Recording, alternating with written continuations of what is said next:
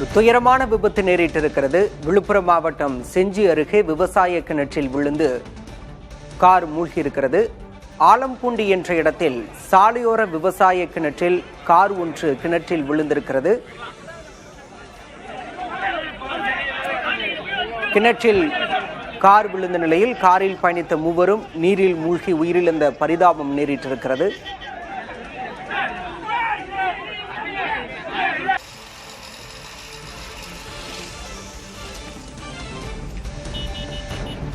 நீரில் மூழ்கி உயிரிழந்த 3 பேரின் உடல்களை தீயணைப்பு துறையினர் மீட்டிருக்கின்றனர். விவரங்களோடு செய்தியாளர் காமராஜ் இணைந்திருக்கிறார். காமராஜ், தற்போது இந்த விபத்து நேரிட்டது எப்படி? விபத்தில் உயிரிழந்த மூவரின் விவரம் தெரிய வந்திருக்கிறதா? என்ன விவரம்? விழுப்புரம் மாவட்டம் செஞ்சி அருகே இருக்கக்கூடிய ஆலம்பூண்டி கிராமத்தில் கிருஷ்ணகிரி புதுச்சேரி தேசிய நடுவில் அருகே இருக்கக்கூடிய கிணற்றில் காரில் சென்ற 4 பேரின் காரானது அருகே இருக்கக்கூடிய கிணற்றில் இருந்து விபத்துக்குள்ளாகி இருக்கிறது.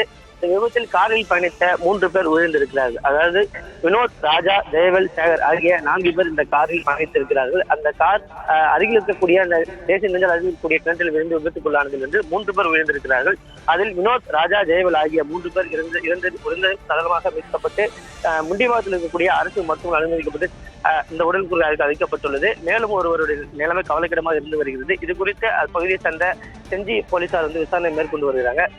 அதிகாலையிலே இந்த பகுதியில் இருக்கக்கூடிய கிணற்று பகுதியில் கார் விழுந்து விபத்துக்குள்ளான சம்பவம் அப்பகுதியிலிருந்து பரபரப்பு ஏற்படுத்தியிருக்கிறது. தொடர்ந்து அந்த இடத்தில் மீட்பு பணிகள் தொடர்ந்து நடைபெற்று. காமராஜ், இதற்கு முன்பெல்லாம் இது போன்ற ஒரு விபத்து நடந்தபோது அறிவுறுத்தல் வழங்கப்பட்டிருந்தது அரசு சார்பில். தேசிய நெடுஞ்சாலையோரம் இருக்கக்கூடிய கிணறுகளின் அருகே தடுப்புச் சுவர் அமைக்க வேண்டும் என்ற அறிவுறுத்தலாம் வழங்கப்பட்டது. தற்போது இங்கு அது போன்ற ஒரு தடுப்புச் சுவர் இல்லையா? எப்படி விபத்து நிகழ்ந்தது?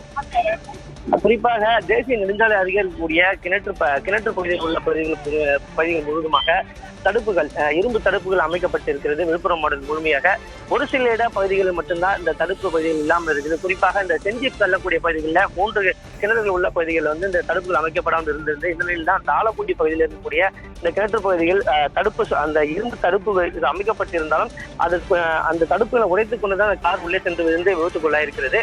அந்த விபத்து அதிகாலையில் வந்தவர்கள் தூக்குகளத்தில் அந்த காரினை ஓட்டி விபத்து ஏற்படுத்தினார்கள் என்பது தெரிய வந்திருக்கிறது. தொடர்ந்து விபத்து குறித்து போலீசார் தொடர்ந்து விசாரணை மேற்கொண்டு வந்துட்டு. விவரங்களுக்கு நன்றி காமராஜ்.